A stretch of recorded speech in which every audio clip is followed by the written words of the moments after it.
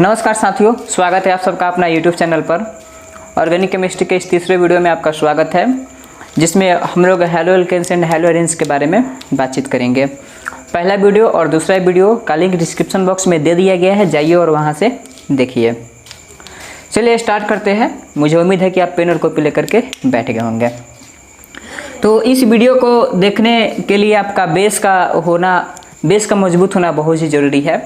Base I means कि hello alkanes किसे कहते हैं, हैलो एरेन्स किसे कहते हैं, एल्काइल हैलाइड, एराइल हैलाइड के बीच में डिफरेंस क्या होता है, इन सभी चीज़ों के बारे में आपको दूसरा वीडियो में बताया गया था। इसलिए तीसरा वीडियो देखने से पहले आप दूसरा वीडियो को ज़रूर देखें, अदरवाइज आपको बहुत सारी प्रॉब्लम्स हो सकती है। अगर आप चैनल पर नए हैं तो आप जाइए और कमेंट में आई थिंक पिन कर दिया गया होगा, और डिस्क्रिप्शन बॉक्स में आपको आराम से मिल जाएगा दूसरे वीडियो का लिंक। तो दूसरा वीडियो देखिए और उसके बाद ही तीसरा वीडियो में है।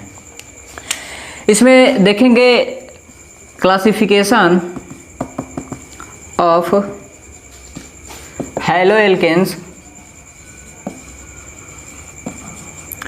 On the basis of CX bond. Carbon और हाइड्रोजन के बीच का जो बॉन्ड होता है उसके आधार पर यहाँ पर डिवाइड किया गया है, और यहाँ पर हाइब्रिडाइजेशन इसका sp3 होगा, ये पता है। तो देखिए सबसे पहला कैटेगरी होता है 1 डिग्री हैलो एल्केन, जिसको प्राइमरी हैलो एल्केन के नाम से भी जाना जाता है।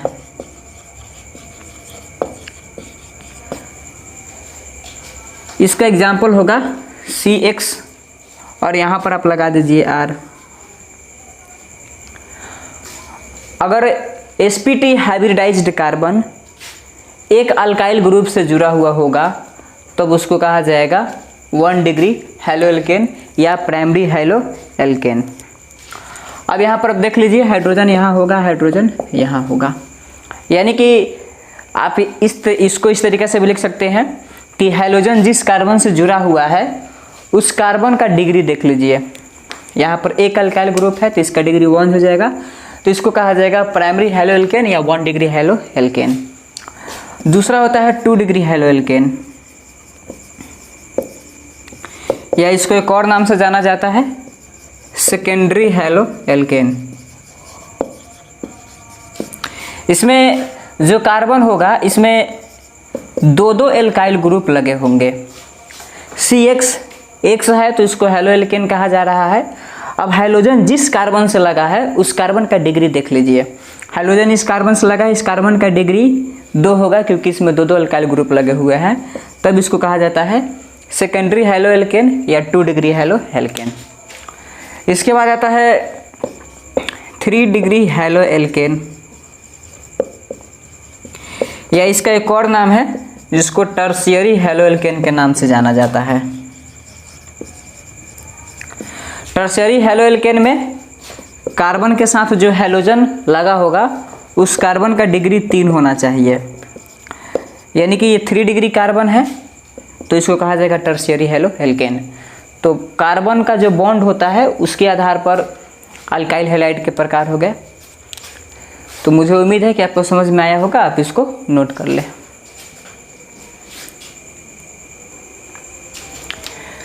चलिए अब आपको अगला हेडिंग डालना है जिसका नाम है एलाइलिक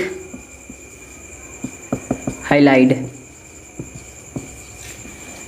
एलाइलिक हैलाइड में देखिए क्या होगा, बहुत बार आता है, ऑर्गेनिक का बहुत ही कॉमन टर्म है एलाइलिक हैलाइड, जो कि aldehyde ketones, alcohol, phenols and ethers, carboxylic acid, organic compounds containing nitrogens, biomolecules, polymers में इसका यूज होता है। पॉलीमर्स में तो बहुत यूज होता है, जैसे विनाइल क्लोराइड हो गया। विनाइल क्लोराइड में एलाइलिक हैलाइड का प्रयोग किया जाता है। तो देखिए इसमें सबसे आपको बेसिक एग्जांपल मिलेगा कार्बन कार्बन कार्बन, और यहाँ से इसको जोड़ दीजिए, और ये आपका डबल बॉन्ड हो गया, और यहाँ पर एक सिंगल बॉन्ड हो गया। अगर इस तरीके का स्केलेटन मिलेगा तब इसको कहा जाएगा एलाइलिक हैलाइड। एलाइलिक हैलाइड में पहचान करने का सबसे अच्छा तरीका है, यहाँ पर आप जोड़ सकते हैं एल्काइल ग्रुप को, कि कार्बन के साथ हैलोजन ग्रुप लगा हुआ है जिसके कारण इसको हैलाइड कहा जा रहा है। तो हैलोजन जिस कार्बन से लगा होगा ठीक उसके बगल वाला कार्बन का हाइब्रिडाइजेशन sp2 होना चाहिए। इसका भी हाइब्रिडाइजेशन sp2 है, क्योंकि हाइब्रिडाइजेशन बराबर क्या होता है, इसके साथ एक हाइड्रोजन होगा और इसके साथ भी एक हाइड्रोजन होगा, इसके पास 2 हाइड्रोजन होगा।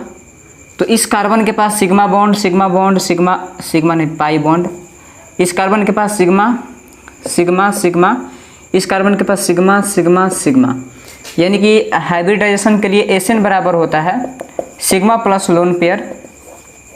तो इसमें एसएन का मान हो जाएगा सिग्मा सिग्मा सिग्मा और यहाँ पर एक सिग्मा है, नो यहाँ पर सिग्मा नहीं है, सिग्मा यहाँ पर है, sigma sigma sigma, 3 sigma bond है और इसके पास लोन पेयर एक भी नहीं है, तो 3 सिग्मा बॉन्ड है तो इसका हाइब्रिडाइजेशन हो जाएगा sp2। वही बात इसके लिए है। और इस कार्बन में देखिएगा तो सिग्मा सिग्मा सिग्मा सिग्मा, इसके पास एसएन का मान आ जाएगा 4 और इसके पास भी लोन पेयर की संख्या है 0, तो एसएन बराबर 4, तो इसका हाइब्रिडाइजेशन होता है sp3। तो अगर इस तरीके का स्केलेटन मिलेगा तो इसको एलाइलिक हैलाइड कहा जाता है।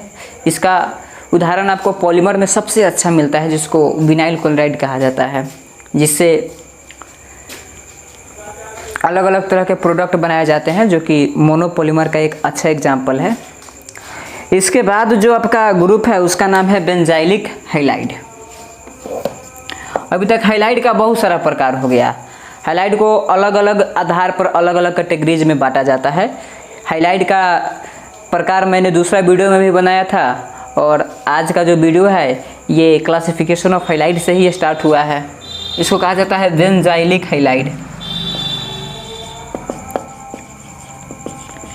इसमें बेंजीन रिंग होगा और इसके साथ कार्बन होगा और यहाँ पर कोई हैलोजन ग्रुप लगा होगा, तब इस संरचना को बेंजाइलिक हैलाइड कहा जाता है। यानी कि आप बेंजाइलिक हैलाइड को एलाइलिक हैलाइड भी कह सकते हैं। इसमें रिंग नहीं है, इसमें रिंग है, इसमें रिंग नहीं है, बाकी वही बात हुआ। हाइड्रोजन इस कार्बन से लगा है, इस कार्बन का हाइब्रिडाइजेशन sp3 है, यहाँ पर इसका हाइब्रिडाइजेशन sp3 है और इस sp3 हाइब्रिडाइज्ड कार्बन का ठीक एडजेसेंट वाला कार्बन sp2 है, यानी कि दोनों के बीच में डबल बॉन्ड है। आइए यहाँ देखिए, इस कार्बन के पास एक हाइड्रोजन होगा और इसके पास भी एक हाइड्रोजन होगा। देखा जाए तो इसके पास 4 सिग्मा बॉन्ड हो गया। अगर सिग्मा बॉन्ड होता है 4 तो इसके लिए एसएन का मान होगा 4 और एसएन का मान 4 होगा तो हाइब्रिडाइजेशन हो जाएगा sp3। अब इस कार्बन के ठीक बगल में कार्बन देखिए, तो इस कार्बन के पास एक हाइड्रोजन होगा तो सिग्मा बॉन्ड, यहाँ पर एक सिग्मा बॉन्ड और यहाँ पर एक सिग्मा बॉन्ड और यहाँ पर हो गया पाई बॉन्ड। तो इस कार्बन के लिए एसएन का मान हो गया 3, एसएन का मान 3 होगा तो हाइब्रिडाइजेशन हो जाएगा sp2। देखिए जो बात यहाँ पर है वही बात यहाँ भी लागू हो रहा है। तो मुझे उम्मीद है कि आप एलाइलिक हैलाइड और बेंजाइलिक हैलाइड के बारे में समझ गए होंगे।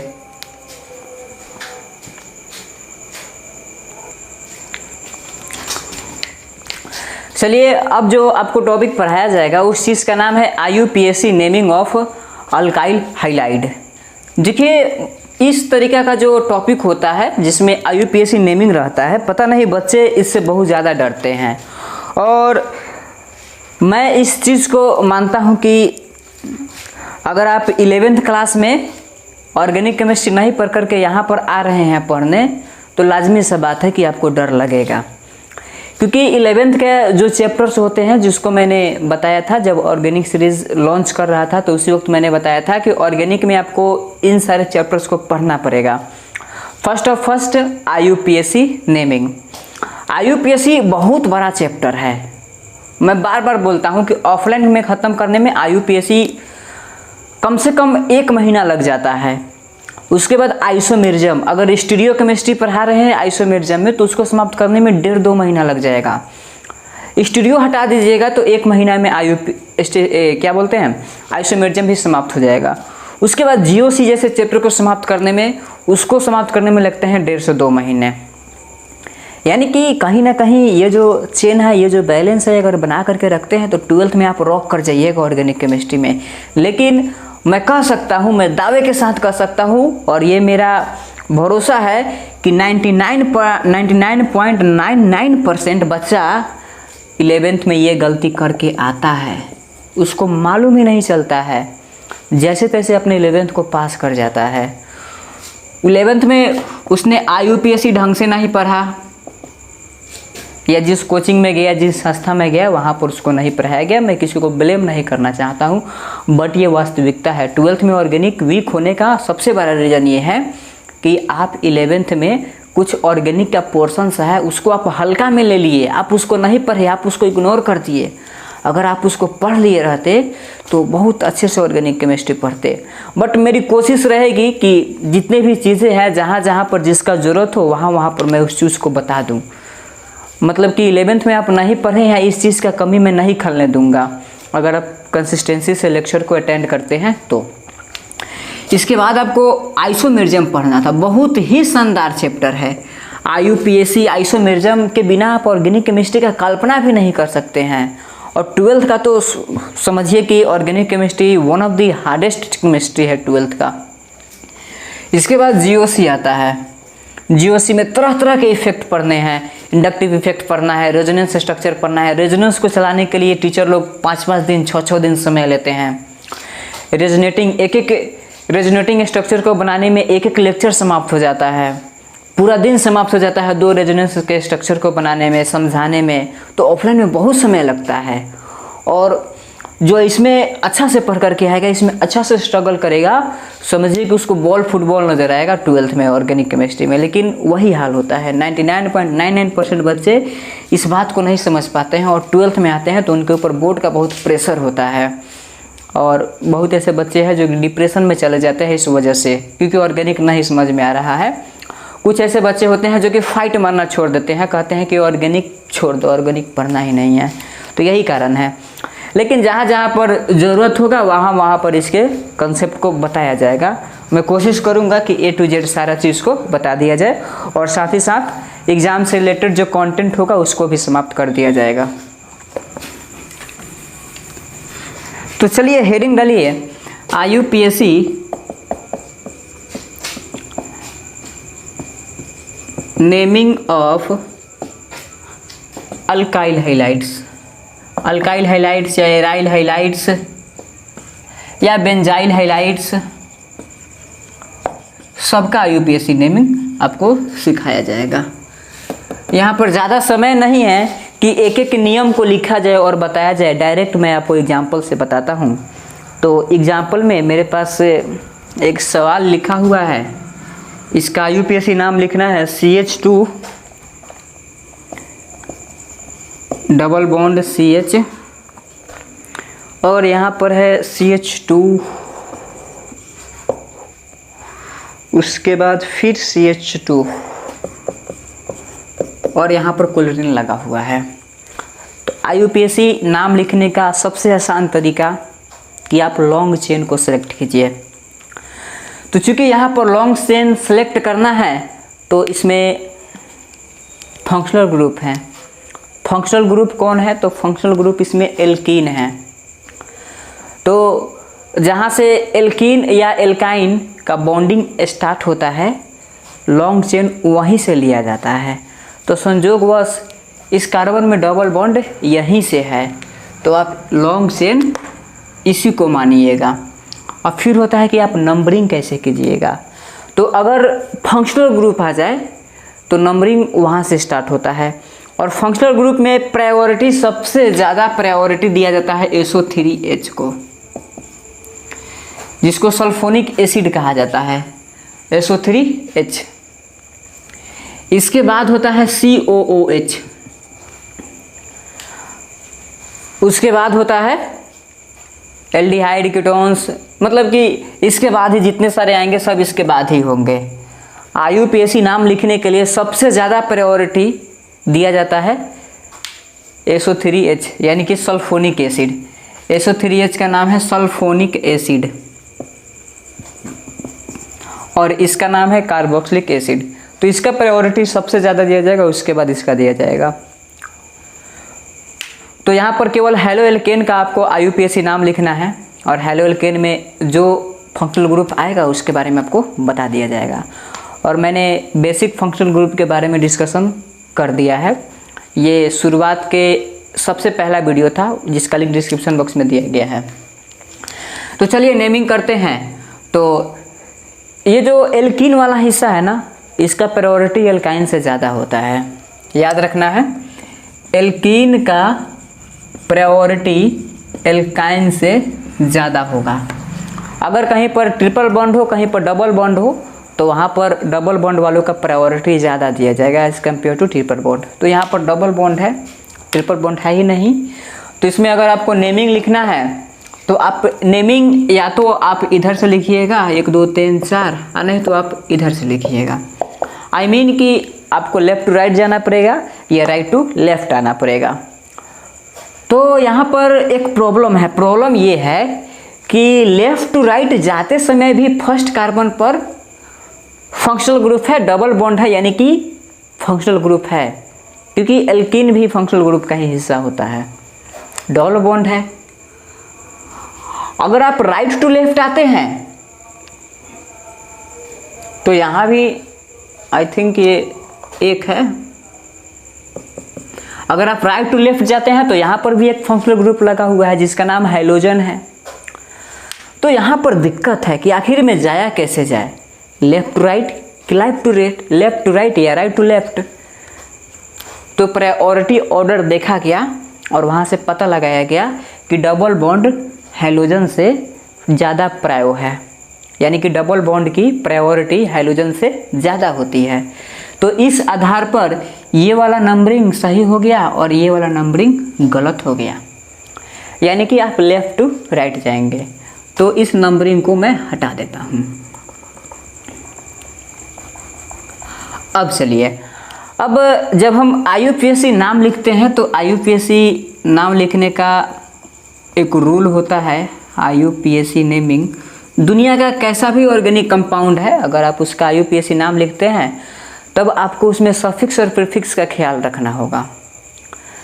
आई थिंक अगर किसी वर्ड के अंत में कोई चीज़ लग जाता है तब उसको सफिक्स कहा जाता है, और वर्ड के शुरुआत में कोई चीज़ लग जाता है तब उसको प्रीफिक्स कहा जाता है। जैसे बैड, बैड मतलब होता है बुरा। अगर बैड में आप ly लगा देते हैं तो ये हो गया बैडली। तो अंत में ly आया तब इसको कहा जाएगा सफिक्स, जिसको हिंदी में प्रत्यय कहा जाता है। अब हिंदी मीडियम के बच्चे जो हिंदी व्याकरण पढ़ते होंगे उनको पता होगा कि प्रत्यय क्या होता है। जो शब्द के पीछे आकर के लग जाता है उसको प्रत्यय कहते हैं, और इसी को हम लोग सफिक्स के नाम से जानते हैं। अब जैसे ऑनेस्ट है, ऑनेस्ट के पहले डिस लगा दिए तो ऑनेस्ट था तो इसका मतलब था ईमानदार, और डिस लगा दिए तो इसका मतलब हो गया बेईमान। ये पहले लग गया तो इसका नाम हो जाएगा प्रीफिक्स, और प्रीफिक्स को हिंदी व्याकरण में उपसर्ग कहा जाता है, जो कि हाई स्कूल के इंग्लिश ग्रामर के सिलेबस में आपको पढ़ना था। सफिक्स और प्रीफिक्स दोनों को एक साथ मिलाकर के एफिक्स कहा जाता है। अगर आप 12th में भी बोर्ड की तैयारी कर रहे हैं और वहाँ पर इंग्लिश ग्रामर पढ़ रहे हैं, NDA एयरफोर्स नेवी, मतलब कि आप फिजिकल एग्जामिनेशन की भी तैयारी करते हैं, तो भी वहाँ पर टीचर लोग एफिक्स पढ़ाते हैं। इंग्लिश ग्रामर में सफिक्स और प्रीफिक्स में एफिक्स पढ़ाया जाता है, ऐसा बात नहीं है कि नहीं पढ़ाया जाता है। तो IUPAC नाम लिखने के लिए आपको सफिक्स और प्रीफिक्स का पहचान करना बहुत ज़रूरी है। जैसे अगर सिंगल बॉन्ड रहेगा हाइड्रोकार्बन में तो अल्क में एन जोड़ते थे तो एल्केन हो जाता था, तो यानी कि वहाँ पर एन सफिक्स का प्रयोग होता था। एल्कीन में इन सफिक्स का प्रयोग हुआ है, एल्काइन में आइन सफिक्स का प्रयोग हुआ है। आई थिंक आप समझ गए होंगे।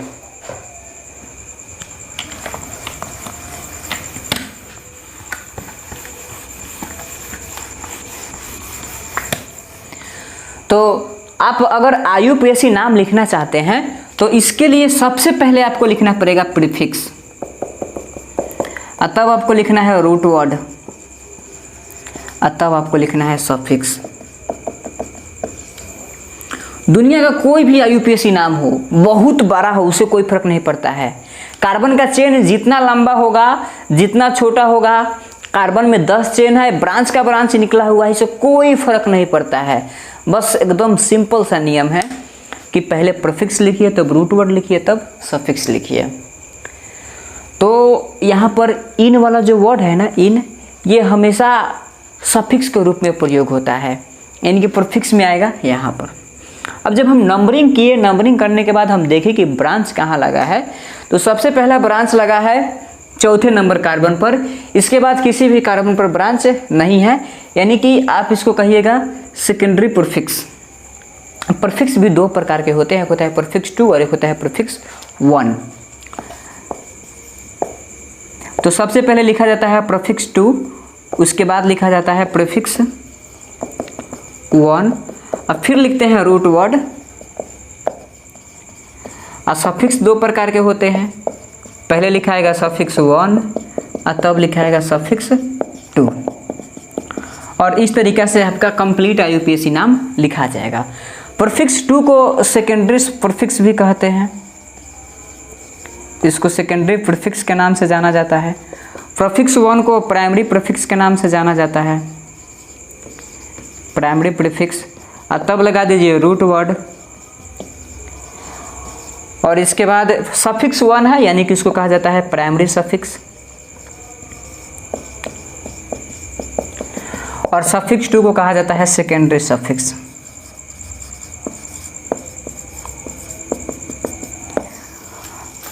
यानी कि अब IUPAC नाम लिखने का कंप्लीट डिटेल आपको बता गया है। आप 11th का पूरा IUPAC नाम लिख सकते हैं, बस इतना से कंसेप्ट पर। आपको लॉन्ग चेन सेलेक्ट करने आना चाहिए, बाकी सब तो सिंपल है।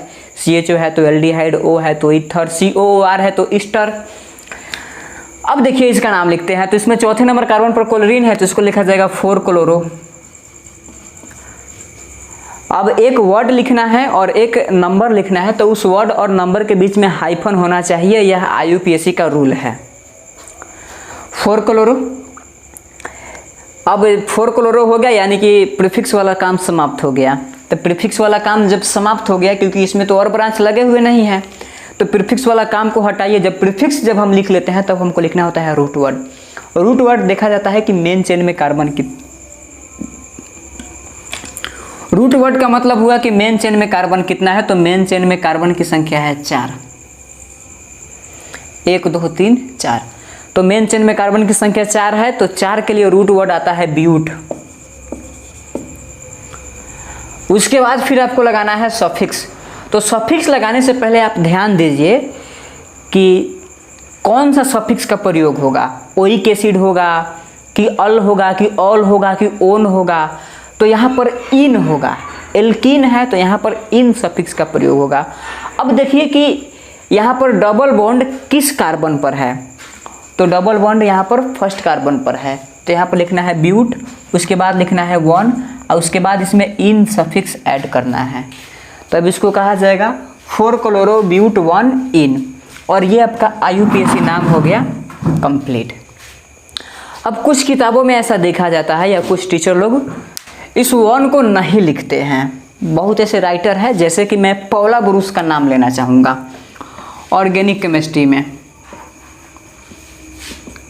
पौला ब्रूस केवल इंडिया में नहीं, इंटरनेशनल बुक है पौला ब्रूस। और पौला ब्रूस की खासियत यही है कि ऑर्गेनिक के एक एक चीज़ को इतना शानदार तरीक़ा से समझाया है कि अगर आप एक बार इस बुक को पढ़ लेते हैं तो समझिए कि एक अलग लेवल का सोचने का जज्बा और जुनून आ जाता है। पौला ब्रूस इतना शानदार किताब है ऑर्गेनिक केमिस्ट्री में। तो पौला ब्रूस का मानना है कि यहाँ पर 1 लिख देना चाहिए। पौला ब्रूस को मैंने देखा है, उसके थ्योरीज में लिखा हुआ है कि आप यहाँ पर 1 लिख दो। बट कुछ टीचर्स लोग, कुछ राइटर्स लोग भी 1 क्लोरो और बोलते हैं कि अगर पहला नंबर कार्बन पर डबल बॉन्ड है तो आप 1 लिखो या ना लिखो, वो अंडरस्टूड होता है। तो मैं भी कहूँगा कि अगर एग्जामिनेशन में जो ऑप्शन देगा आप उस ऑप्शन को टिक कीजिए। और अभी तक ऐसा कभी नहीं हुआ है और ना ही कभी होगा कि ऑप्शन में दोनों दे दे। दोनों सेम चीज़ लिखा हुआ है तो दोनों कैसे दे देगा? अगर ए में दिया, इसको दिया बी में, तो सी में ज़रूर देगा ए तथा बी दोनों, तब जा कर के बात बनेगा। वो अदरवाइज नहीं बनेगा। यानी कि आप इसको गलत नहीं कर सकते हैं, ना ही आप इसको गलत कर सकते हैं, क्योंकि कुछ लोगों का मानना होता है कि ये वाला गलत है और ये वाला सही है, लेकिन नहीं, IUPAC कहता है कि जहाँ पर आपको सफिक्स का प्रयोग करना है उस कार्बन का आप नंबरिंग भी लिख लीजिए।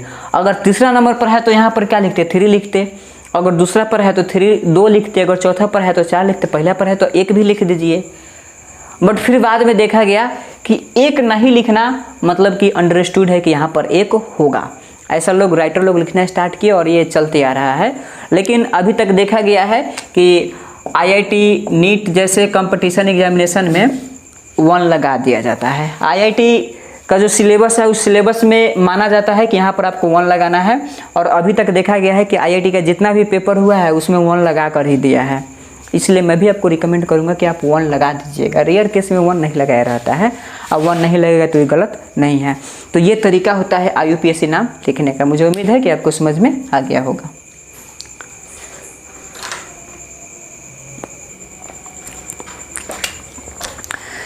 चलिए एक और एग्जाम्पल लेते हैं, इससे आपका और अच्छा प्रैक्टिस हो जाएगा।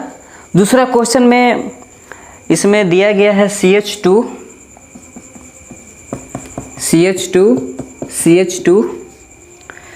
यहाँ पर भी है CH2, और यहाँ पर लगा दिया क्लोरीन और यहाँ पर लगा दिया ब्रोमीन। यही है। अब इस दिए हुए कंपाउंड का IUPAC नाम लिखना है। अब इसमें फर्स्ट आपको सिलेक्ट करना है मेन चेन इसमें कौन होगा। इसमें डायरेक्ट दिख रहा है कि मेन चेन कौन होगा, इसमें ब्रांच है या नहीं। जहाँ पर ब्रांच रहता है वहाँ पर थोड़ा सा प्रॉब्लम होता है मेन चेन को सिलेक्ट करने में। यहाँ पर डायरेक्ट दिख रहा है कि आप इसको मेन चेन मान लीजिएगा। मेन चेन मानिएगा तो यहाँ पर नंबरिंग आएगा। एक बार आप लेफ्ट टू राइट नंबरिंग कीजिएगा, उसके बाद आप राइट टू लेफ्ट नंबरिंग कीजिएगा। अब जब नंबरिंग कर लिए तो किसको सही माना जाए, कौन सा नंबरिंग सही होगा, लेफ्ट टू राइट कि राइट टू लेफ्ट। तो सोचिए कि जहाँ पर मतलब कि अगर हम लेफ्ट टू राइट जाते हैं, राइट टू लेफ्ट आते हैं, और जहाँ पर ब्रांच पहले मिलेगा उसको सही मान लिया जाएगा। तो यहाँ पर प्रॉब्लम है इस क्वेश्चन में।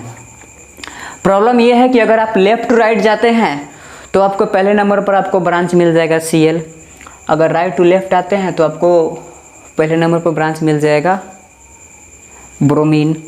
तो यहाँ पर दिक्कत हुआ। तो इस मामले को सुलटाने के लिए आया अल्फ़ाबेट।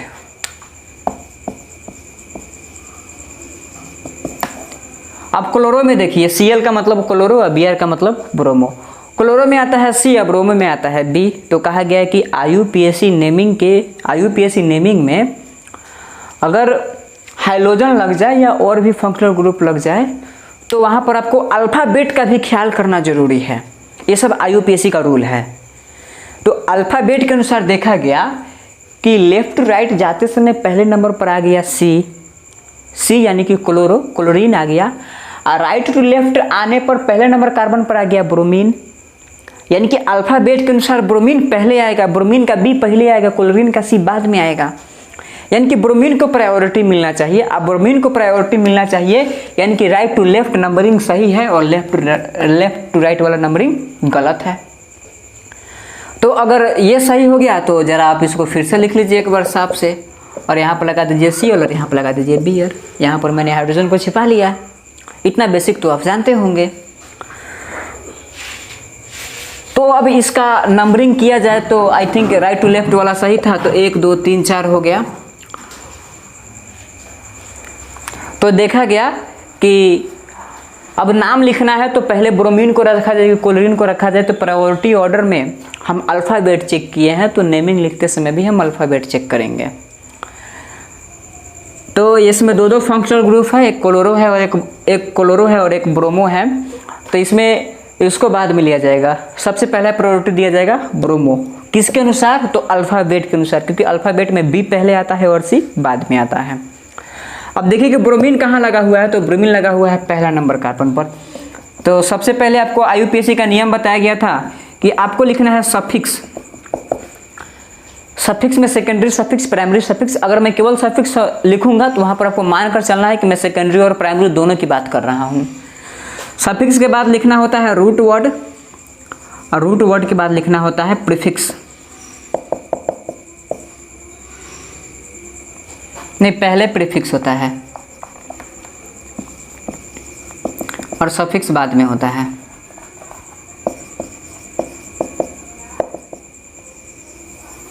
इतना ख्याल रखना है, मात्र 3 चीज़ का ख्याल रखना है तो पूरा का पूरा IUPAC कब्जे में आ जाएगा।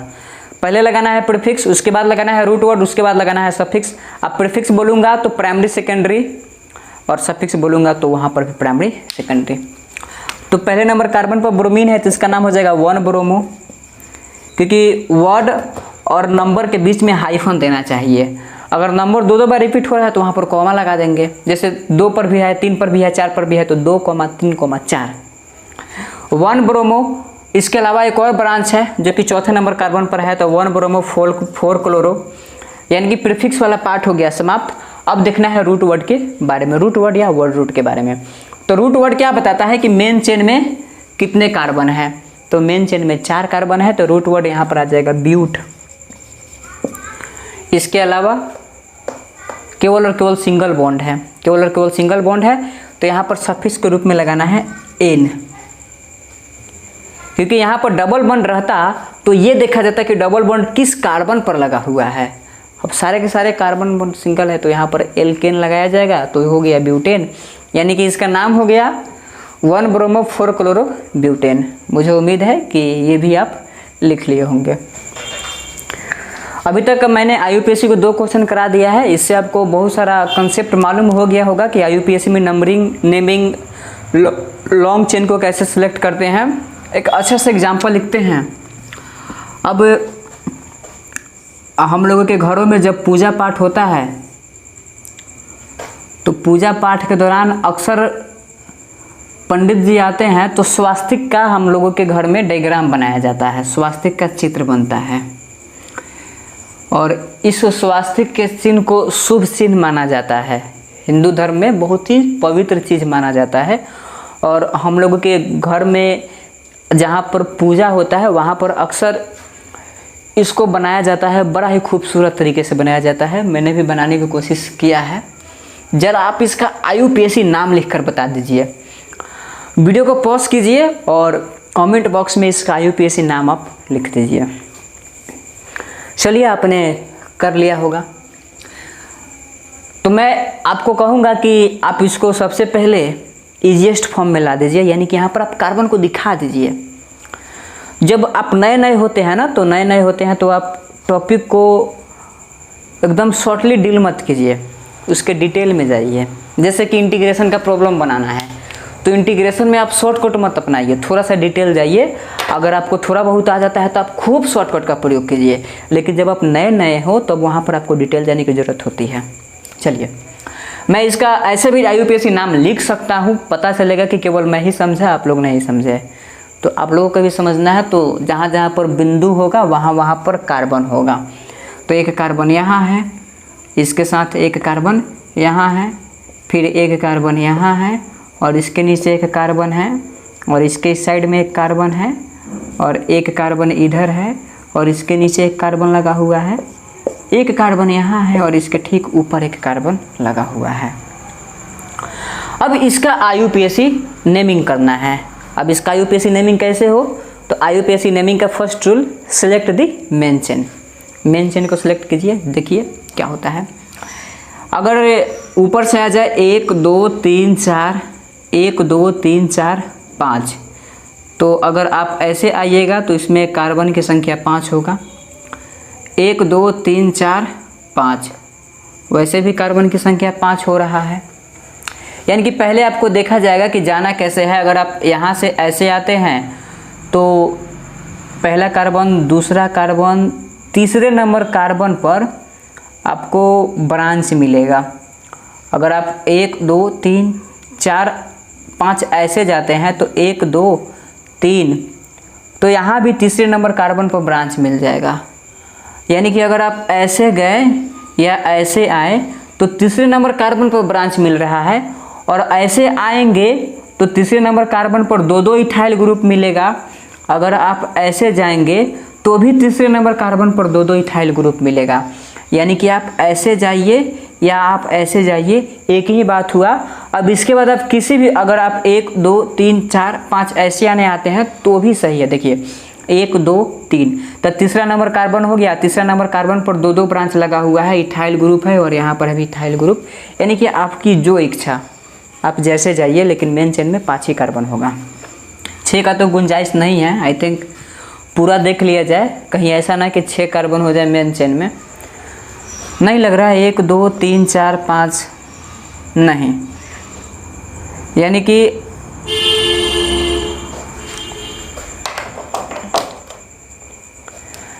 इसको मेन चेन मान लिया जाए।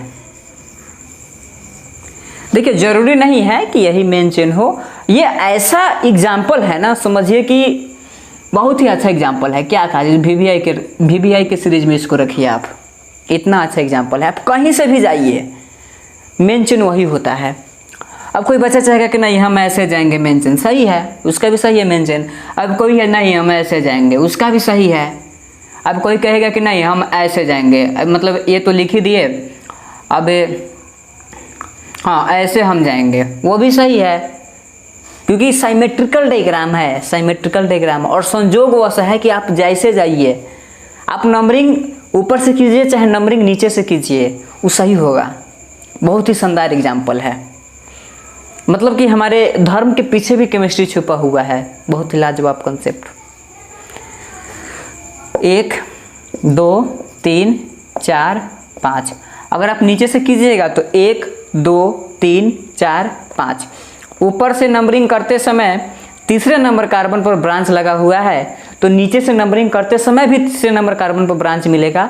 तीसरा नंबर कार्बन पर 2 इथाइल ग्रुप लगा हुआ है, तो इससे बात क्लियर है कि आप नंबरिंग ऊपर से कीजिए चाहे नीचे से, एक ही बात होगा। चलिए अब यहाँ पर एक ग्रुप लगा हुआ है जिसका नाम है इथाइल। ईटी का मतलब हो जाएगा इथाइल, आप लिख लीजिए इथाइल। और यहाँ पर एक ग्रुप लगा हुआ है, इसका भी नाम है इथाइल।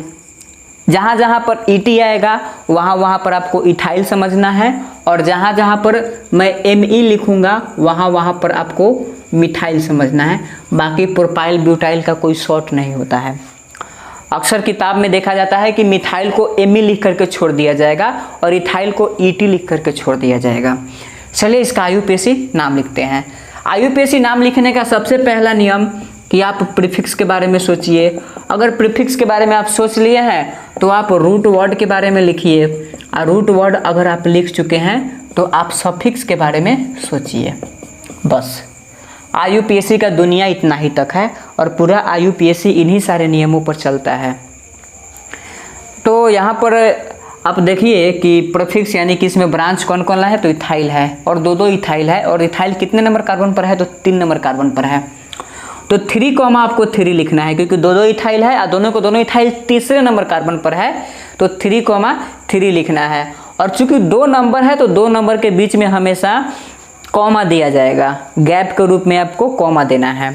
अगर एक ही जैसा मतलब कि सेम ब्रांच मिल जाए तो 2 के लिए आपको लिखना है डाई, 3 के लिए लिखना है ट्राई, 4 के लिए लिखना है टेट्रा, 5 के लिए लिखना है पेंटा, 6 के लिए लिखना है हेक्सा, 7 के लिए लिखना है हेप्टा, 8 के लिए लिखना होगा ऑक्टा, 9 के लिए लिखना होगा नोना, और 10 के लिए लिखना होगा डेका। इतना जाने की जरूरत नहीं है, प्रोपाइल ब्यूटाइल तक काम चल जाता है। 3,3। अब देखिए कि यहाँ पर 2 इथाइल ग्रुप लगे हुए हैं, तो 2 के लिए क्या लिखेंगे, डाई या बाई भी लिख सकते हैं, डाई ज़्यादा प्रसिद्ध है। 3,3 डाई इथाइल, यानी कि प्रीफिक्स का काम खत्म। इसके अलावा और ब्रांच नहीं है तो प्रीफिक्स का काम खत्म हो गया। अब लिखना है रूट वर्ड, तो देख लीजिए मेन चेन में कितने कार्बन, 5, तो 5 के लिए रूट वर्ड क्या लिखते हैं, पेंट। अब इसमें लगाना है सफिक्स, सारे के सारे सिंगल बॉन्ड है तो सफिक्स लगेगा एन, यानी कि 3,3 डाई इथाइल पेंटेन, और ये हो गया नाम complete.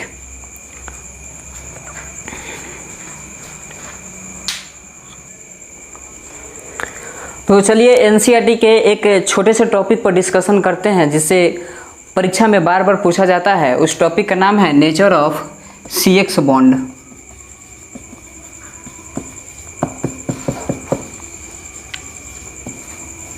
Nature of CX bond. CX यानी कि इसको कहा जाएगा मिथाइल हाइलाइड।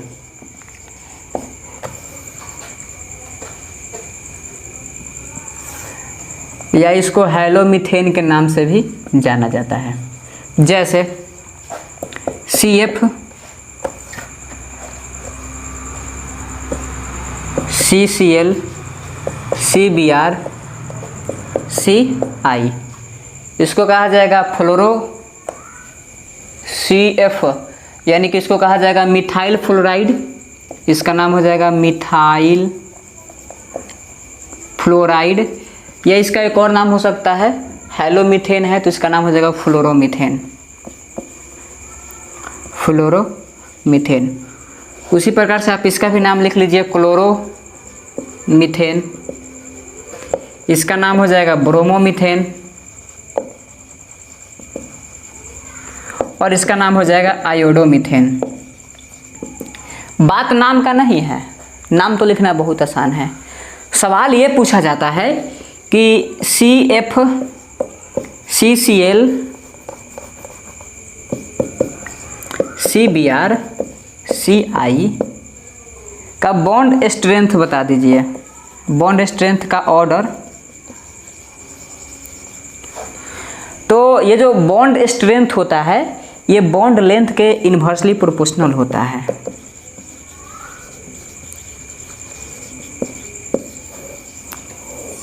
बॉन्ड जितना ज़्यादा लंबा होगा उसका स्ट्रेंथ उतना ही कम होगा।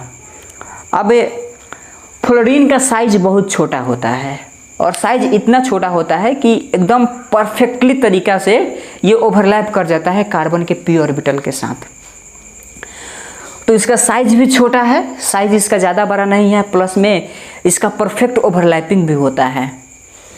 अब जब आयोडीन का बॉन्ड लेंथ देखा जाता है कार्बन के साथ तो आयोडीन तो उसका ऐसे ही आयोडीन का ग्रुप नंबर, फ्लोरीन है दूसरा, क्लोरीन है तीसरा, यह है चौथा, पांचवा। आयोडीन पांचवा ग्रुप का एलिमेंट है।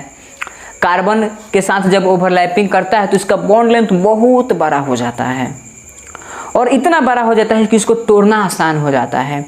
जब तोड़ना आसान हो जाता है तो देखा गया कि बॉन्ड लेंथ जितना ज़्यादा उसका बॉन्ड स्ट्रेंथ उतना ही कम, क्योंकि बॉन्ड लेंथ ज़्यादा है तो उसको तोड़ना आसान है। आसान है तो इसका मतलब कि जिसका ज़्यादा बॉन्ड लेंथ उसका बॉन्ड स्ट्रेंथ कम। तो इस आधार पर हम कह सकते हैं कि CF का बॉन्ड स्ट्रेंथ ज़्यादा होगा as compare to CCl, as compare to CBr। यानी कि मैंने ये जो ऑर्डर लिखा है ये ऑर्डर लिख दिया बॉन्ड स्ट्रेंथ का। बहुत ही इम्पोर्टेंट सवाल है, बहुत ही इम्पोर्टेंट टॉपिक है। अगर आपसे ये पूछेगा कि CF, CCl, CBr, CI में किसका बॉन्ड लेंथ ज़्यादा है तो CI का ज़्यादा है। यही तो कारण है कि इसका बॉन्ड स्ट्रेंथ सबसे कम हो गया। अगर आप ऑर्डर को रिवर्स कर देंगे तो ये जो ऑर्डर हो जाएगा ये हो जाएगा बॉन्ड लेंथ का, और जिसका बॉन्ड लेंथ ज़्यादा उसका बॉन्ड स्ट्रेंथ कम, जिसका बॉन्ड स्ट्रेंथ ज़्यादा उसका बॉन्ड लेंथ कम। मुझे उम्मीद है कि नेचर ऑफ CX बॉन्ड आपको समझ में आ गया होगा।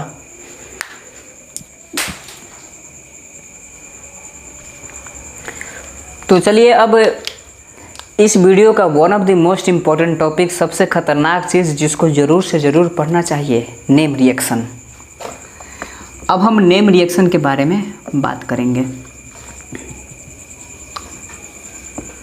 नेम रिएक्शन में देखा जाएगा कि आखिर में अल्काइल हैलाइड को बनाया कैसे जाता है।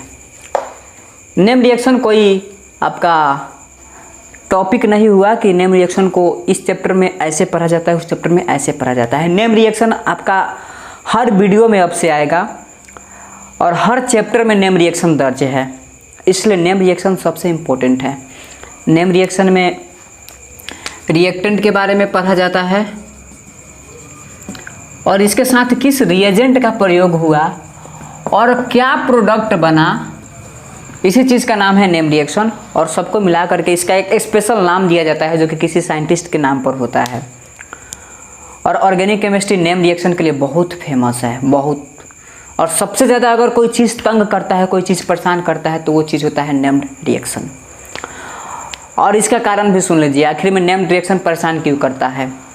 क्योंकि आपको पहले से बता दिया जाता है नेम्ड रिएक्शन के बारे में, आप पढ़ लेते हो लेकिन आप उसको रिवाइज नहीं करते हो।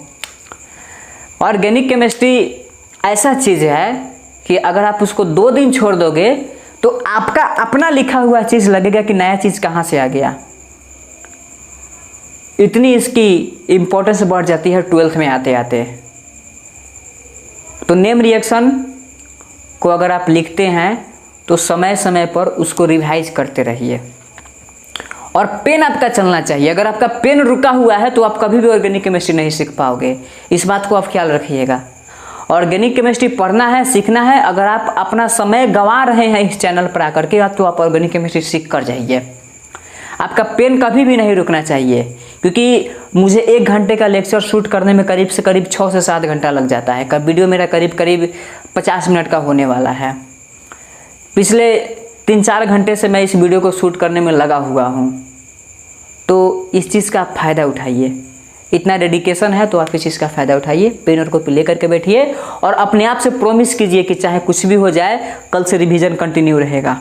एक बार सुबह रिवीजन कर लेना है, एक बार शाम को रिवीजन कर लेना है और एक बार सोते समय रिवीजन कर लेना है। ऐसा 10 दिन करके देखिए। अगर नेम रिएक्शन आपको नहीं याद होता है तो कहिए, इसका कोई शॉर्टकट ट्रिक नहीं होता है। अगर कोई यूट्यूब पर आए कि नेम रिएक्शन 5 मिनट में ख़त्म, 10 मिनट में ख़त्म, तो भाई साहब ऐसा नहीं है। नेम रिएक्शन हम लोगों को याद हुआ कैसे? क्योंकि एक ही नेम रिएक्शन को 1000 बार पढ़ लिया, बार बार बोर्ड पर लिखा, बार बार कॉपी पर लिखा, सैकड़ों बच्चों को समझाया, तो समझाते समझाते आदमी सीख जाता है कि अच्छा ऐसे ऐसे होगा। शुरुआत में पढ़ाने में दिक्कत होता है, अब कोई दिक्कत नहीं है। नेम रिएक्शन ओरली याद है, बता दिया जाता है, क्योंकि इसको सैकड़ों बार पढ़ाया गया है, बोर्ड पर लिखा गया है, कॉपी पर लिखा गया है, सवाल बनाया गया है, हज़ारों बार खुद से पढ़ा गया है, अलग अलग किताबों में पढ़ा गया है, तो कहाँ से भूलेंगे। तो अगर इतना भी आप कर लेते हो कि सुबह और शाम को रिवाइज कर लेना है, तो नेम रिएक्शन आपका हो जाएगा। अदरवाइज इसके अलावा कोई शॉर्टकट ट्रिक नहीं होता है। केमिस्ट्री का जो सच्चा टीचर होगा आपको यही बताएगा। बाकी तो वॉच टाइम और व्यूज़ के लिए तो कुछ भी किया जा सकता है। यूट्यूब पर बहुत सारे ऐसे कंटेंट डाले जाते हैं जो केवल और केवल व्यूज़ और वॉच टाइम के लिए ही होते हैं, आपके फ़ायदे के लिए नहीं होते हैं। तो इन सब चीज़ों का ख्याल रखा जाता है। तो सबसे पहला आपको रिएजेंट के बारे में बताया जाएगा, जिसका नाम है लुकास रिएजेंट। बहुत ही प्रसिद्ध रिएजेंट है लुकास रिएजेंट। और इसमें जो रिएक्शन होता है उस रिएक्शन को लुकास टेस्ट के नाम से जाना जाता है। नेम रिएक्शन में सबसे पहला आपका होगा जिसको हम लोग कहते हैं प्रिपरेशन ऑफ हैलोएल्केन्स। हैलोएल्केन्स को कैसे बनाया जाता है? तो स्पेलिंग है, स्पेलिंग आप मैनेज कर लीजिएगा। प्रिपरेशन लिखा हुआ है, हैलोएल्केन्स, इतना समझदार होंगे। पहला होगा फ्रॉम एल्कोहल। एल्कोहल होता है ROH। ROH की प्रतिक्रिया अगर आप HCl से करवाते हैं in the presence of ZnCl2 anhydride, तब आपको RH मिल जाएगा, यानी कि RCl मिल जाएगा। उसके बाद यहाँ पर आपको H2O मिल जाएगा। और इसी टेस्ट को कहा जाता है लुकास टेस्ट। और ये जो रिएजेंट है HCl प्लस एनहाइड्रस ZnCl2, इसी का नाम है लुकास रिएजेंट। बहुत ही इम्पोर्टेंट चीज़ है। इस नेम रिएक्शन की जितनी प्रशंसा कीजिए उतनी कम है। और काफ़ी इंटरेस्ट आता है इन सभी चीज़ों को पढ़ने में। अगर आप पढ़ रहे हैं तो, नहीं पढ़ रहे हैं तो कोई बात नहीं है। नहीं पढ़ने के बाद भी ज़िंदगी होता है, लेकिन अब पढ़ रहे हैं, केमिस्ट्री में आप अच्छा करना चाहते हैं, अच्छे कॉम्पिटिटिव एग्जामिनेशन को क्रैक करना चाहते हैं, आपको अच्छा पोस्ट चाहिए, अपनी पर्सनालिटी बढ़ानी है, तो इन सभी चीज़ों को पढ़े बगैर आप अपनी पर्सनालिटी को डेवलप नहीं कर सकते हैं। केमिस्ट्री सिखाता है इन सभी चीज़ों के बारे में। तो मुझे उम्मीद है कि अभी आपको याद हो गया होगा कि लुकास रिएजेंट क्या होता है। एनहाइड्रस ZnCl2 प्लस HCl को लुकास रिएजेंट कहा जाता है। लुकास रिएजेंट का क्या यूज है? तो लुकास रिएजेंट एल्कोहल को एल्काइल हैलोएल्केन यानी कि एल्काइल हैलाइड में बदल देता है और इसमें HCl लेना पड़ेगा आपको, प्रोडक्ट ग्रुप में H2O मिल जाता है। इसको कहा जाता है लुकास टेस्ट यानी कि preparation of haloalkane from alcohol. अब इसका रिएक्टिविटी ऑर्डर देख लीजिए। रिएक्टिविटी ऑर्डर में 3 डिग्री एल्कोहल आता है सबसे पहले, 3 डिग्री एल्कोहल, इसके बाद आएगा 2 डिग्री एल्कोहल और इसके बाद आएगा 1 डिग्री एल्कोहल, और तब आएगा सबसे कम मिथाइल यानी कि मिथेनॉल कहिए सीधा, मिथेनॉल। 3 डिग्री वाला एल्कोहल सबसे ज़्यादा रिएक्टिव होगा, उसके बाद होगा 2 डिग्री वाला, उसके बाद होगा 1 डिग्री वाला, सबसे कम होगा मिथेनॉल। चलिए इस पर अब क्वेश्चन कर लेते हैं। बहुत ही शानदार रिएक्शन आपको बता दिया गया। वीडियो को पॉज कीजिए और लिख लीजिए इसको।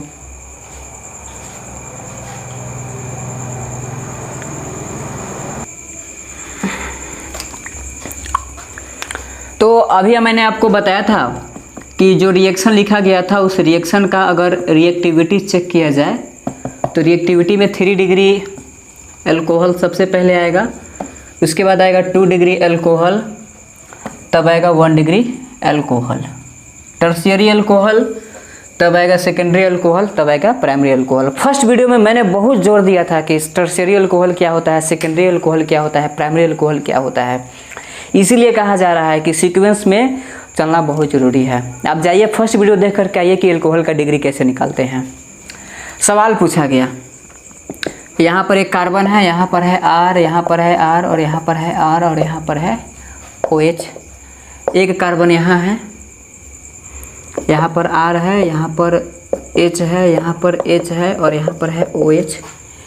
एक कार्बन यहाँ है, यहाँ पर है H, यहाँ पर है H, यहाँ पर है H और यहाँ पर है OH। एक कार्बन यहाँ है और R है और यहाँ पर R है, यहाँ पर H है, यहाँ पर है OH। इसका नाम है A, इसका नाम है B, इसका नाम है C और इसका नाम है D। इसका रिएक्टिविटी का ऑर्डर लिखना है, इसका रिएक्टिविटी का ऑर्डर लिखना है। वीडियो को पॉज कीजिए और इसको सॉल्व करने की कोशिश कीजिए। तो मैंने अभी आपको बताया कि 3 डिग्री एल्कोहल सबसे ज़्यादा रिएक्टिव होगा, उसके बाद 2 डिग्री एल्कोहल, उसके बाद 1 डिग्री एल्कोहल, उसके बाद मिथेनॉल। देख लीजिए, यह कार्बन जितने कार्बन से डायरेक्टली रूप से अटैच्ड होगा उतना डिग्री एल्कोहल कहा जाएगा, क्योंकि OH इस कार्बन से जुड़ा हुआ है। एल्कोहल में OH जिस कार्बन से जुड़ा होता है उस कार्बन का डिग्री निकालते हैं। अगर उस कार्बन का डिग्री 1 है तो उसको कहा जाएगा 1 डिग्री एल्कोहल, अगर 2 है तो 2 डिग्री एल्कोहल, अगर 3 है तो 3 डिग्री एल्कोहल। तो मिथाइल ग्रुप लगा हुआ है तो यह कार्बन डायरेक्टली रूप से 3 कार्बन से जुड़ा हुआ है, तो इस कार्बन का डिग्री हो जाएगा 3। यह कार्बन डायरेक्टली रूप से मात्र एक मिथाइल ग्रुप से जुड़ा हुआ है तो इस कार्बन का डिग्री हो जाएगा 1। यह कार्बन एक भी डिग्री कार्बन से यानी कि 0 डिग्री, जिसको मिथेनॉल कह सकते हैं, और ये 2 से जुड़ा हुआ है तो ये हो जाएगा 2 डिग्री।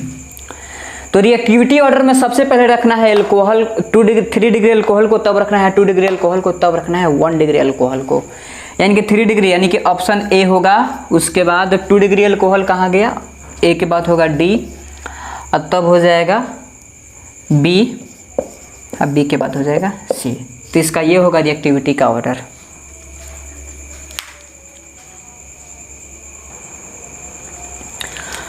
अब फिर अगला सवाल पूछता है उस रिएक्शन में, ज़रा मैं रिएक्शन को फिर से लिख देता हूँ। ROH plus HX ZnCl2 anhydride, चलिए HCl ले लिया जाए और बन जाएगा RCl प्लस H2O। इस रिएक्शन में एल्कोहल का रिएक्टिविटी आपको पता चल गया कि 3 डिग्री एल्कोहल का रिएक्टिविटी सबसे ज़्यादा होगा, उसके बाद होगा 2 डिग्री का, उसके बाद होगा 1 डिग्री का, उसके बाद आएगा मिथेनॉल। मिथेनॉल इथेनॉल कुछ भी है, बस डिग्री उसका देखना है। अब पूछता है रिएक्टिविटी ऑफ HX का रिएक्टिविटी क्या होगा?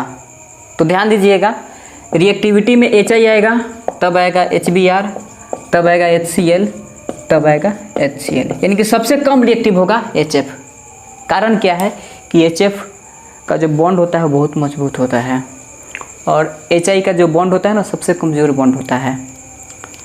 यही कारण है HI में H को निकालना बहुत आसान होता है। HI में से H बहुत जल्दी निकलता है as compare to HF। HF में बहुत कोशिश करने के बाद H निकलता है, इसलिए इसका बॉन्ड पहले टूटता है, यानी कि ये ज़्यादा रिएक्टिव है। उसके बाद HBr है, उसके बाद HCl है, उसके बाद HF है। अब इस रिएक्शन में होता क्या है कि R है, OH है, प्लस में HCl है, तो देखिए क्या होगा। इस क्लोरीन के पास आएगा डेल माइनस, इसके पास आएगा डेल प्लस, इस ऑक्सीजन के पास रहता है लोन पेयर। तो ये लोन पेयर इस हाइड्रोजन पर अटैक करता है। जब ऐसा हुआ तो यहाँ पर आ गया R प्लस और OH और यहाँ से H प्लस, OH माइनस और यहाँ से H प्लस, दोनों आपस में रिएक्शन किए तो बन गया वाटर। जब आपस में रिएक्शन करने के बाद वाटर बन गया तो यहाँ पर आ गया R प्लस और यहाँ पर बच गया Cl माइनस। इसके पीछे का कहानी दूसरा होता है। मैं रिएक्शन होता कैसे है इस चीज़ के बारे में आपको बता रहा हूँ, क्योंकि आपको SN1 और SN2 रिएक्शन पढ़ना है। SN1 और SN2 बहुत ही फेमस रिएक्शन है haloalkanes and haloarene chapter का। ये आपको वहाँ पर पढ़ाया जाएगा, लेकिन मैं यहाँ पर इंटरमीडिएट की बात कर रहा हूँ कि आखिर इस रिएक्शन में इंटरमीडिएट बनता कौन है, इसमें किस इंटरमीडिएट का निर्माण होता है। तो मैं आपको बताना चाह रहा हूँ कि यहाँ पर R प्लस आया है। ये जो R प्लस है इसको कार्बोकेटायन कहा जाता है,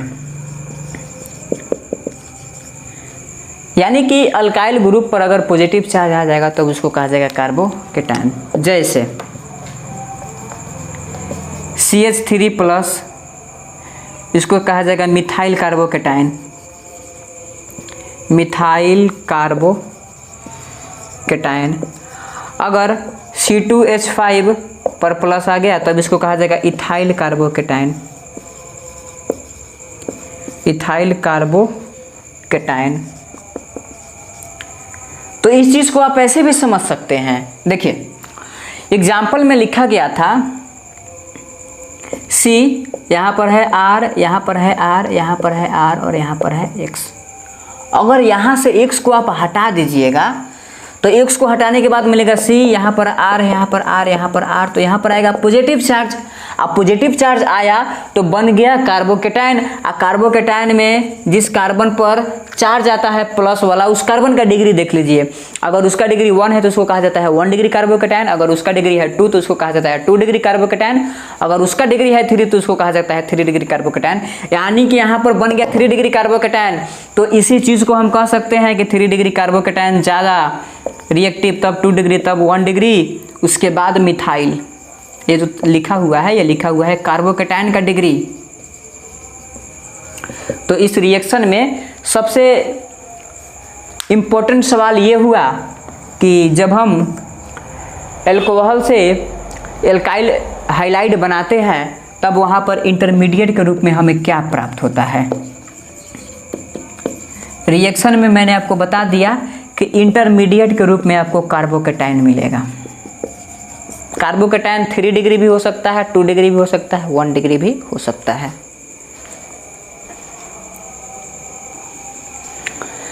देखिए मेथड ऑफ प्रिपरेशन में फ्रॉम एल्कोहल का दूसरा रिएक्शन होगा, फ्रॉम एल्कोहल। इसको भी एल्कोहल से ही बनाया जाएगा। पिछला रिएक्शन था उसमें लुकास रिएजेंट का प्रयोग किया गया था, लेकिन यहाँ पर दूसरा रिएजेंट का प्रयोग किया जाएगा ROH, और इसमें यूज किया जाएगा PCl5। P ब्लॉक का बहुत ही फेमस रिएक्शन है। इस रिएक्शन को आप P ब्लॉक में भी पढ़े होंगे, पोटेशियम पेंटाक्लोराइड। जब ऐसा रिएक्शन होता है तब वहाँ पर आपको मिल जाएगा, आई थिंक RCl है। इसके बाद मिल जाएगा POCl3 और इसके साथ मिल जाएगा आपको HCl। अब इसी के साथ एक और रिएक्शन होता है ROH, और इसमें PCl3 डाल दिया जाता है रिएजेंट के रूप में। तो यहाँ पर 3RCl यानी कि RCl का 3 मॉलिक्यूल आपको मिल जाएंगे, और इसमें H3PO3 बनता है। तो आपको याद रखना है नोट में, अगर एल्कोहल के साथ PCl5 डालते हैं तो वहाँ पर हमको POCl3 मिलेगा। अगर एल्कोहल के साथ हम PCl3 डालते हैं तो वहाँ पर हमको H3PO3 मिलेगा। बस इसके बाद आप पूरा लिख लोगे। और सवाल में यही पूछता है कि ROH है और यहाँ पर PCl5 है, यहाँ पर बन गया RCl और यहाँ पर बन गया डैश और यहाँ पर बन गया HCl, और कहता है कि बताइए कि इस डैश में हम क्या भरेंगे, क्योंकि एग्जामिनर जानता है ना कि ये सब छोटा मोटा चीज़ है।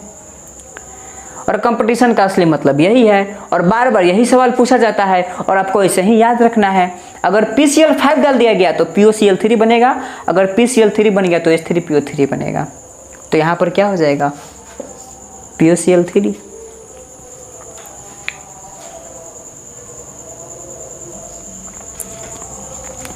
देखिए रिएक्शन होता कैसे है, बहुत ही आसान है।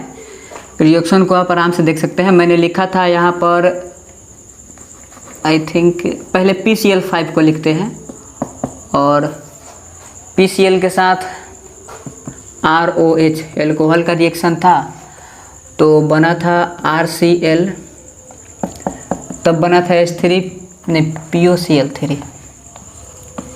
POCl3 तब बना था HCl। देखिए होगा क्या, यहाँ पर PCl5 है तो फॉस्फोरस है और इसके साथ 5 क्लोरीन है। 5 क्लोरीन को आप ऐसे अरेंज कर दीजिए, और इसके साथ ROH है तो ऑक्सीजन को बीच में रखिए H और यहाँ पर लगा दीजिए R। इस क्लोरीन के साथ R चला जाएगा और इस क्लोरीन के साथ H निकल जाएगा, क्योंकि इसके पास भी लोन पेयर होता है, इसके पास भी लोन पेयर होता है। इस पर अटैक कर देगा और इधर से इस पर अटैक कर देगा, दोनों निकल गए। जब दोनों निकल जाएगा तो हो जाएगा P और दोनों बॉन्ड खाली हो गया। ऑक्सीजन से R निकल गया, ऑक्सीजन से H निकल गया, तो ऑक्सीजन जाकर किसी के साथ कनेक्ट हो जाएगा। तो पहले क्या निकल गया, RCl, ऑक्सीजन चला गया P के साथ तो बन गया POCl3। उसके बाद H चल गया Cl के साथ तो बन गया HCl, और यही प्रोडक्ट आपको बताया गया है। POCl3 का आप स्ट्रक्चर लिखना चाहते हैं तो आपको इस तरीके से मिल जाएगा। पूछता है कि इसमें फास्फोरस का हाइब्रिडाइजेशन बता दीजिए, तो sigma bond pi bond sigma bond sigma bond sigma bond 1 2 3 4 sigma bond, तो इसका हाइब्रिडाइजेशन हो जाएगा sp3, बिकॉज इसमें फास्फोरस के पास लोन पेयर है ही नहीं। और हाइब्रिडाइजेशन निकालने के लिए हम निकालते हैं SN। SN बराबर सूत्र होता है सिग्मा प्लस लोन पेयर। इसके पास लोन पेयर होगा तब ना पता कीजिएगा कि SN का मान 4 से ज़्यादा होगा। 4 तो सिग्मा बॉन्ड है, फास्फोरस के पास एक भी लोन पेयर नहीं है, इसलिए यहाँ पर LP का मान 0 हो गया है। चलिए अब अगला रिएक्शन को देखते हैं। अगला रिएक्शन है PCl3 वाला। तो PCl3 है, यहाँ पर Cl है, यहाँ पर Cl है और यहाँ भी Cl है। आई थिंक PCl3 है, और ROH है, PCl3 ROH ROH ROH ROH। तो इसको इधर बनाना है, ROH को इधर बनाते हैं, ROH ROH ROH। देखिए जिस पॉट में रिएक्शन होता है ना, उस पॉट में वाटर के, एल्कोहल के बहुत सारे मॉलिक्यूल्स होते हैं। आप जानते हैं कि अगर एक मॉलिक्यूल होगा तो उसमें 6.022 × 10⁵ मोल उसमें पार्टिकल्स होंगे। तो आप इस बात से कंफ्यूज नहीं होइएगा कि ये 3 कहाँ से आ गया।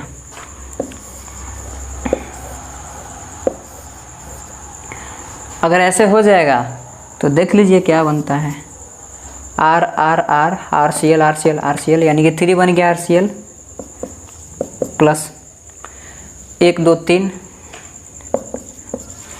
P 1 2 3 H3PO3। H3PO3 का स्ट्रक्चर बनाइएगा। चलिए पहले H3PO3 का हाइब्रिडाइजेशन निकाल लेते हैं। अब हाइब्रिडाइजेशन जरा दूसरा तरीका से निकालते हैं जो कि आप लोग सीखे होंगे। THO बराबर होता है 1/2 number of valence electron in central atom, तो सेंट्रल एटम फॉस्फोर है तो इसके पास वैलेंस इलेक्ट्रॉन हो जाएगा 5, plus number of monovalent atom इसके पास हाइड्रोजन है तो हो जाएगा 3, plus total negative charge minus total positive charge, इस पर नेगेटिव पॉजिटिव कुछ भी नहीं है। THO जो होता है यही SN होता है, तो 5 3 8/2 बराबर 4 और 4 पर इसका हाइब्रिडेशन आ गया sp3 यानी कि इसका स्ट्रक्चर होगा टेट्राहेड्रल यानी कि इसका स्ट्रक्चर होगा ऐसे। तो बीच में कौन आएगा, फास्फोरस, डबल बॉन्ड ऑक्सीजन, उसके बाद यहाँ पर आ जाएगा OH, यहाँ पर आ जाएगा OH और यहाँ पर आ जाएगा H3PO3। अब इसमें भी फास्फोरस का हाइब्रिडेशन sp3 आया है और इसमें भी फास्फोरस का हाइब्रिडेशन sp3 आया है। यानी कि अब आप किसी भी सवाल को बना लीजिए, JEE नीट बोर्ड, कोई भी board, JEE advance, JEE mains, NEET के सारे सवाल बन जाएंगे। लुकास रिएजेंट से रिलेटेड सवाल, PCl3 PCl5 से रिलेटेड जो सवाल होंगे, रिएक्शन से, फास्फोरस का हाइब्रिडाइजेशन से लेकर के सिग्मा बॉन्ड, पाई बॉन्ड से लेकर के जितने भी सवाल होते हैं सारे के सारे सवाल बन जाएंगे। कितना एल्काइल हैलाइड बनेगा, इसमें 3 बनेगा, उसमें 1 बनेगा, कैसे बनेगा, रिएक्शन कैसा होगा, कौन अटैक करेगा, कौन अटैकिंग रिएजेंट है, सब चीज़ इसमें आपको बताया गया है। तो आई थिंक इस वीडियो को अब यहीं पर रुकना होगा क्योंकि वीडियो का लेंथ काफ़ी ज़्यादा हो गया है, 1 घंटा से ज़्यादा हो गया है और ये ऑर्गेनिक का तीसरा वीडियो है, तो आप मैनेज करने की कोशिश कीजिएगा। मिलते हैं नेक्स्ट वीडियो में, तब तक ऑल द बेस्ट।